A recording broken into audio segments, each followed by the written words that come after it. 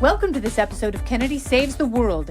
And we really do have to save the world because it has become such a harsh, unforgiving, othering, and uncivil place. When did we lose touch with things like humility and grace and civility? When did we stop learning how to be nice to each other? And civility is much more than politeness, as I have learned from this brand new book, The Soul of Civility, Timeless Principles to Heal Society and Ourselves. Alexandra Hudson is here. She's the authoress. Welcome to Kennedy Saves the World.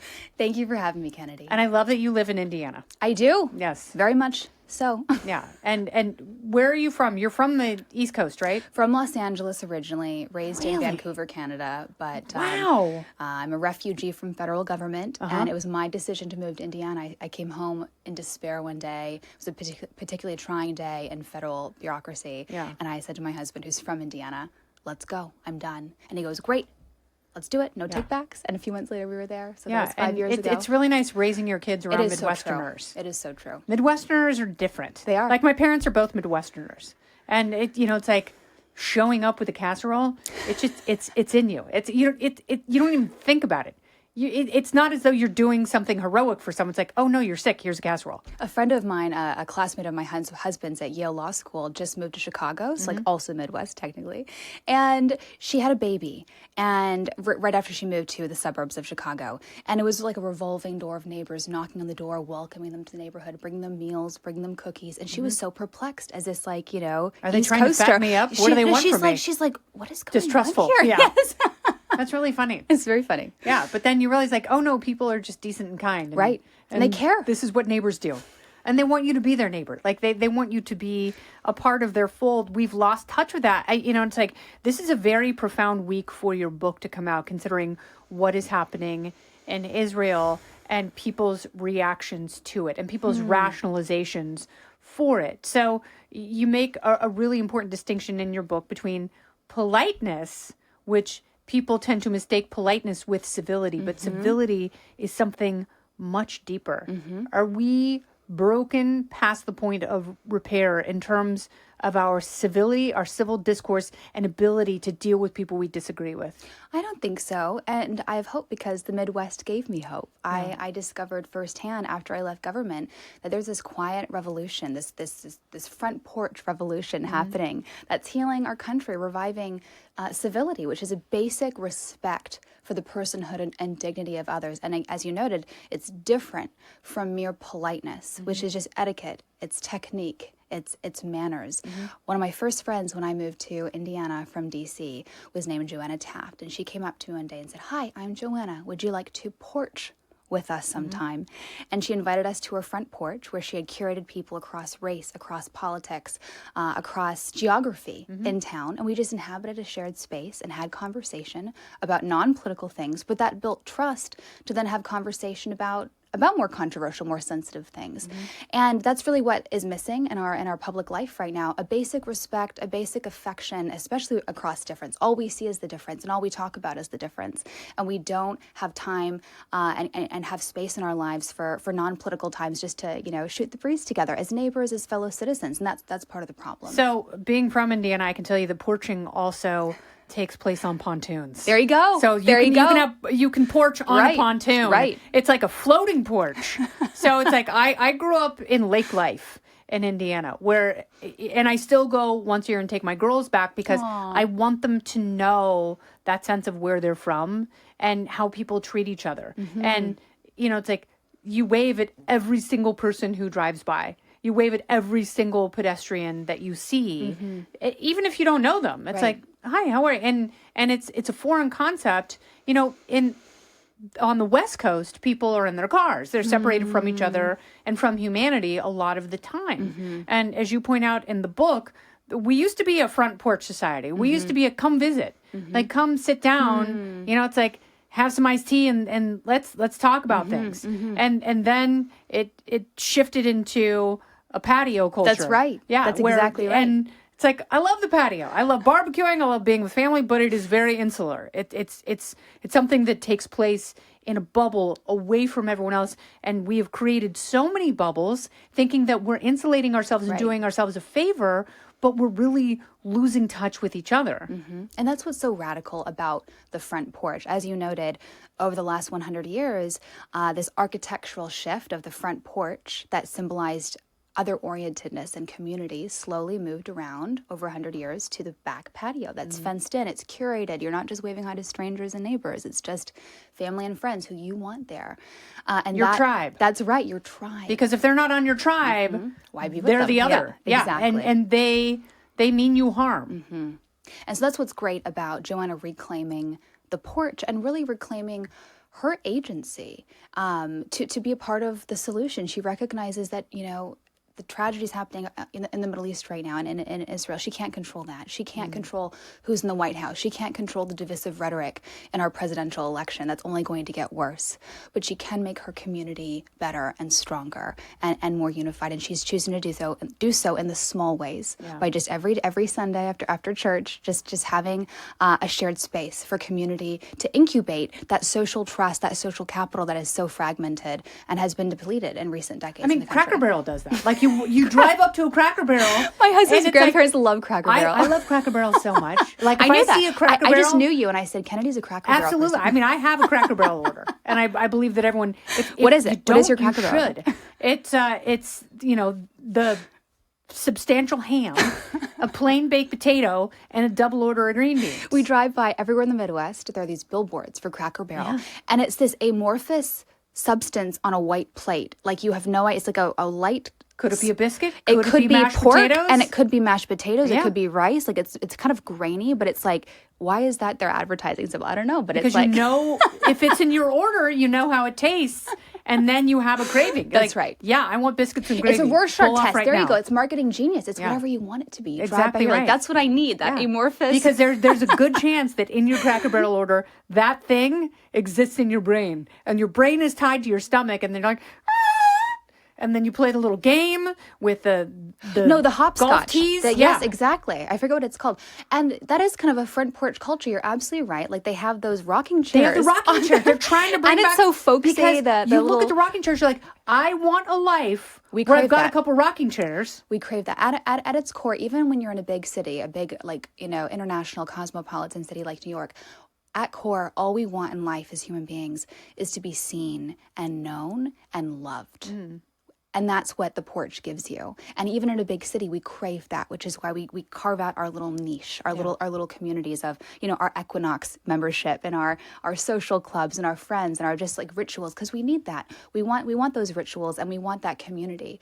And maybe you have to work a little bit harder in New York to find it. And it's not, if it can feel at first a little bit unwelcoming. Have you heard that New York is not polite, but it's civil, and California is not civil, but more polite? Yeah, for sure. Have you I've lived in both places a long time. So, yes, I know them both very, very well. And it used to be New York is the book, LA is the movie. And I once told Aaron Spelling that when I was interviewing him. He was like, I wish I had thought of that. Yeah, he thought that was amazing. But it's true. And so my friends that I have who are from the Midwest in LA, they don't understand that people are like freaked out when you talk to them. Because when you say hi to someone, they're like, what do you want from me? There's still that, like, I'll smile at you and I'll be polite, but I really don't want to talk to you. Right. It's a defense mechanism. Absolutely. So one scholar of manners said that manners are a society's means of protecting themselves from others, like from the other. And that's what politeness can do. It can be this mechanism of division and distancing. And civility, again, can seem impolite. And sometimes, again, civility is about respect. It's a disposition of actually respecting others, whereas politeness is technique, it's manners, it's etiquette, it's external. And that sometimes actually respecting someone requires being impolite. Being civil sometimes requires impoliteness, actually telling a hard truth, engaging in robust debate. And also, setting boundaries. That's right. That's exactly right. Saying no to people. We're deeply, we're fearful of disappointing people. Yes. And we don't want to so feel rude. Not to do that. Exactly. But if we resent others, then we resent ourselves, like, oh, why did I commit to that when I'm already overextended? That's not good for the relationship or like the other or self. You know what gives me hope in humanity, and especially in New York? people have dogs. Okay. So people have dogs. Dogs are good. They're good for the soul. They are very good for the soul. So are kids. Yes, kids are good for Yeah. the soul as well. But, people in New York sometimes, they don't have a partner. They don't want to bring a child into the world alone. So they have a dog, someone they can nurture and baby Right. who's a part of their family. And you come home to a dog at the end of the day and you're their world. They just can't wait to just be with you. Yeah. And just for you. Not for any instrumental reason. Just you're enough. Yes. That's funny because I had 2 friends who got married, and the bride's vows included, I want to help you become the man the dogs think you are. That's good. Which I thought was amazing. That's good. If only we could all become the people that our dogs expect us to be. he's Dogs make us perfect. better. No, that's a good point. So philosophy makes us better. It does. And you go back to what you call the foundations in literature and philosophy. And I wish that people would read more philosophy because they have the sense, and I blame a lot of philosophy professors for this. I really blame philosophy TAs for this. Perfect. Because they make it seem incredibly difficult and like an impossible language that you have to be so smart to decode. And it is not like that at all, particularly when you're dealing with, Platonic Socratic dialogues. One intellectual mentor of mine who died 2,000 years ago was Cicero. He was not, I don't think he'd call himself like an original thinker or genius, but his genius lay in not original thought, but in taking the ideas of Plato and Aristotle and translating it literally from Greek to Latin, but also culturally, taking these ideas and making it relevant to his ancient Rome, fellow Romans. And so we have Aristotle and Cicero today because Cicero sat down, spent time with these ideas, let them metabolize in his mind, percolate, and then he regurgitated them in a way that made sense to his fellow Romans. And that's what I did. I, had one foot in timeless ideas and timeless texts the entire time I was writing this book. I wanted to create a timeless work. And how do you create a timeless work? You immerse yourself in timeless works. How long did that take? My whole life. This is the product of a decade of work. You went back and rediscovered things that you had read, and they had to have resonated with you differently. It's true. As an adult and as a mother. And that's what a great work is. You know that. It's you can return to it at any point in your life, and you get something new because you bring something new to it. We change, and these works change with us, and they help us. They help us grow. You know this, that Socrates said that virtue is health of the soul. And that philosophers are physicians of the soul. Yes. I call myself a student of history, a student of philosophy. I'm a philosopher in the literal sense. I love wisdom. That's what philosophy is. The love of wisdom. And I hope that I present this winsome case, not just for the ideas, but in the sources I draw from, that these are sources that we should all draw from to help us be thinking more clearly about many of the challenges today. I mean, I wish, and when I first heard about your book, before I heard you speak and before I started reading it, I try and find ways of talking to people I disagree with. And, one of the things is you find common ground. And when I became a mom, I really connected with women and with parents on that level of having your heart live outside of your body and being protective. And you have to be optimistic as a parent. You have to hope and help realize the world will be better for your children than maybe it has been for you. And that is really our job. But so that is one of the universals that I've connected with people. But if you're not a parent, you've been parented, and if you're not a parent, you're probably a caregiver to someone else in your family. So there are so many things that connect us, but there are people who are dead set on no matter what their issue is. If you diverge from that minutely, you are not worthy of contemplation. You are not worthy of curiosity. You are not worthy of grace. You have made yourself the enemy. And I look at that, and it's so quick for some people to make that leap that we need civility so desperately. We need a way to talk to each other and bridge those self-created chasms. That's one thing I hope that my book helps us do better, is see that we have much more in common as human beings, as citizens, than which divide us. And we live in this age of absolute certainty, where we are just so sure that we know all the answers about everything. Yes. And like, to your point, anyone who differs with you on one thing, we use that as a shortcut. You know, we know everything there is to know about you, and you're good or bad or irredeemable, and you know, you're on my side or you're the other side, and if you're on the other side, then I can't be associated with you.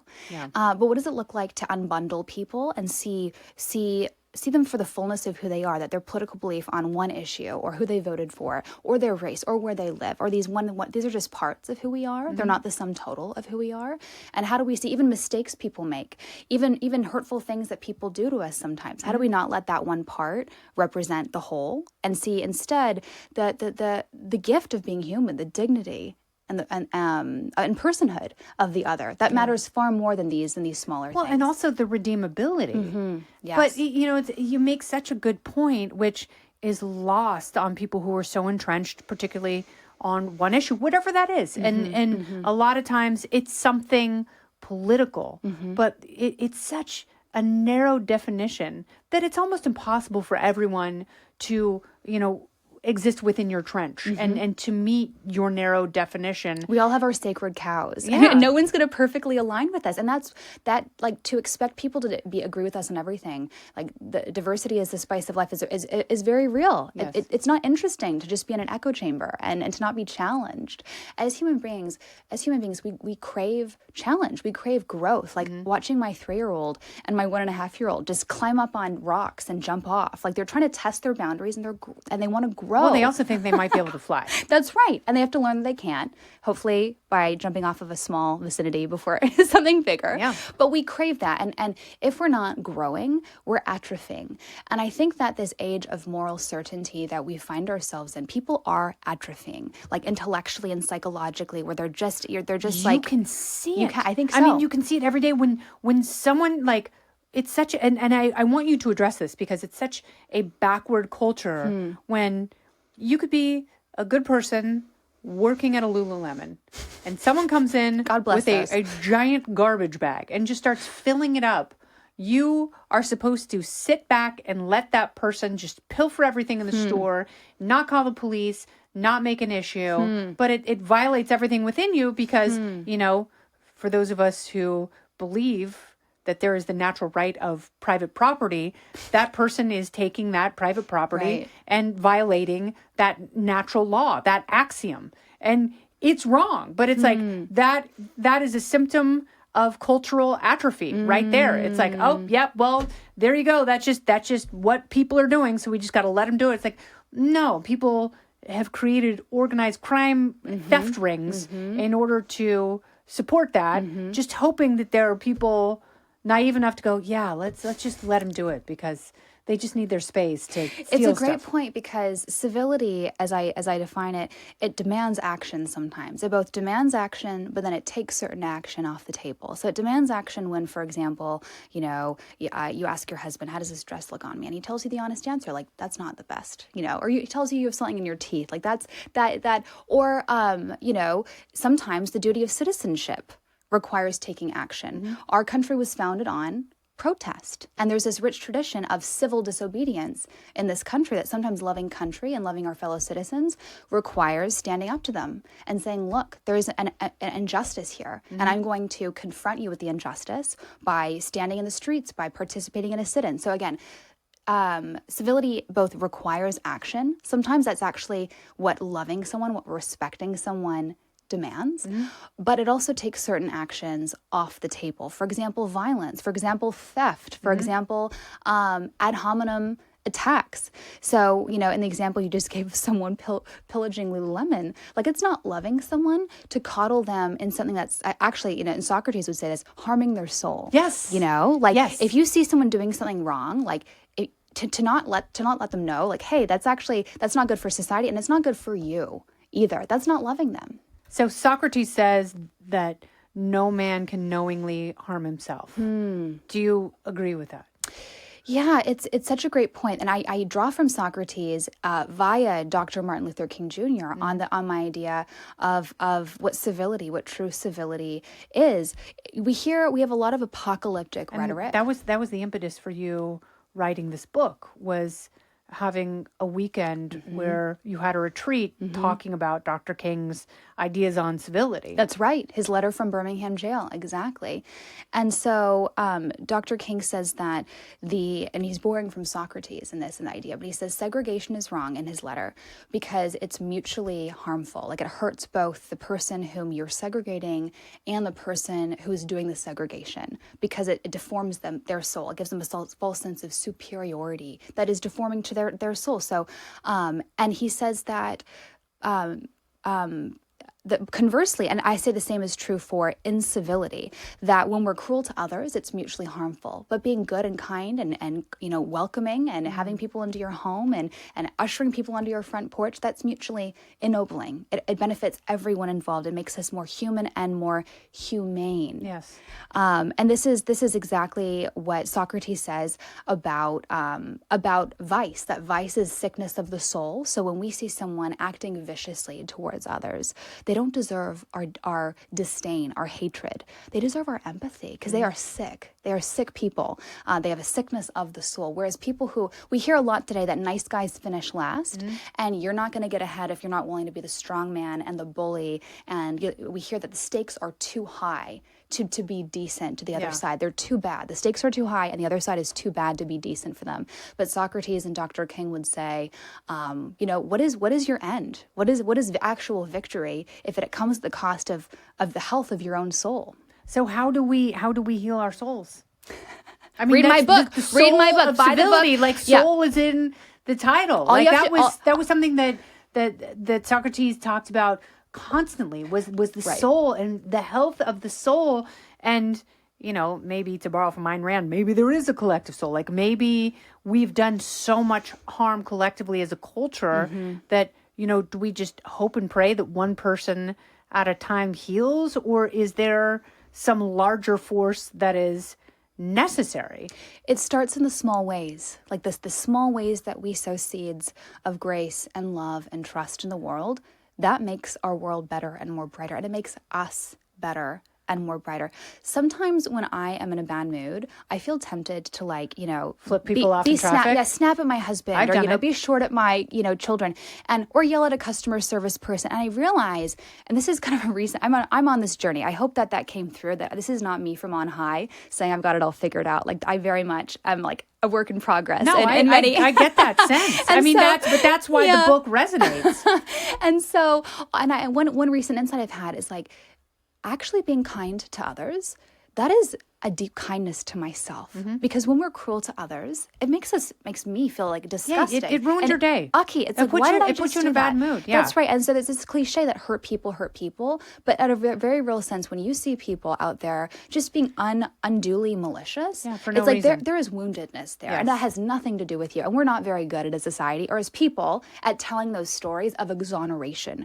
We tell instead stories of condemnation. Like, oh, you've done this inconsiderate thing. You are a bad person. Like, goodbye, but instead saying, wow, what might have happened in your morning, or what's going on in that person's life right now. Yeah. That got them here. I'm not very good at that. Yeah, like, I really struggle with that. My mom would always say that, like, you never know what kind of day someone had. It's so true. Like you never know what home they're leaving or the feelings they wake up with. So try not to judge people too harshly. And it's like, people can judge us on our worst day as though that's a snapshot of our entire lives, our entire being. And it's like, it's not. But hopefully we will rediscover grace. Hopefully. I really, it's like every time someone's canceled, I'm always like, okay, take a step back here.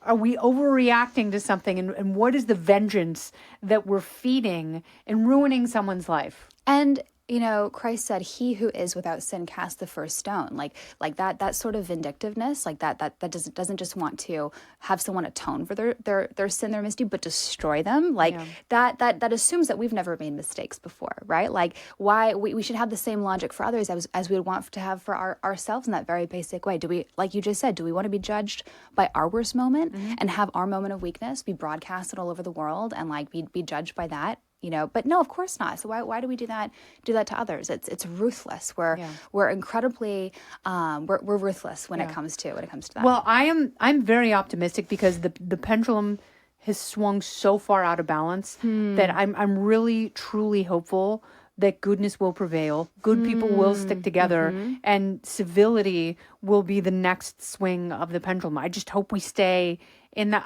I'm very optimistic that moment is upon us, and I just hope we stay in it for a generation. And change is happening at the margins, like at the small, micro, local level, and that there's actually power in that. Like, talk about spontaneous, like organic order. Thank you, like Adam people, Smith. Yes, thank you. but people are seeing the brokenness in our world and culture, and they're dissatisfied with it, and they recognize that we can't leave it to our public leaders.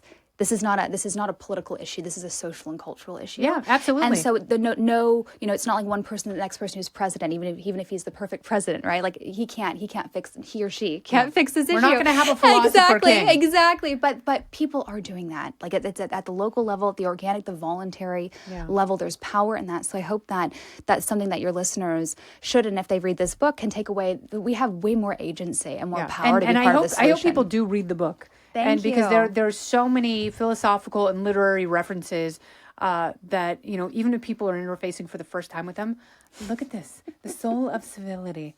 Look, Alexandra Hudson is phenomenal. You are a great thinker, a wonderful writer. So much time and thought have gone into this book, and it is just desperately needed. Even Jonathan hates that it's on the cover. Beautifully written and meditative, and there is much to meditate on here. Thank you. Thank you for being here. Thank you for having me, Kennedy. Yes, we're saving the world. Yes, you are. You're doing it with this book. We need it so badly.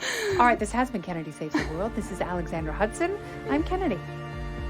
Listen ad-free with a Fox News Podcast Plus subscription on Apple Podcasts, and Amazon Prime members can listen to this show ad-free on the Amazon Music app. Oh, go ahead and leave me a review while you're there. I'd love to hear what you have to say. You've been listening to Kennedy Saves the World on the Fox News Podcast Network.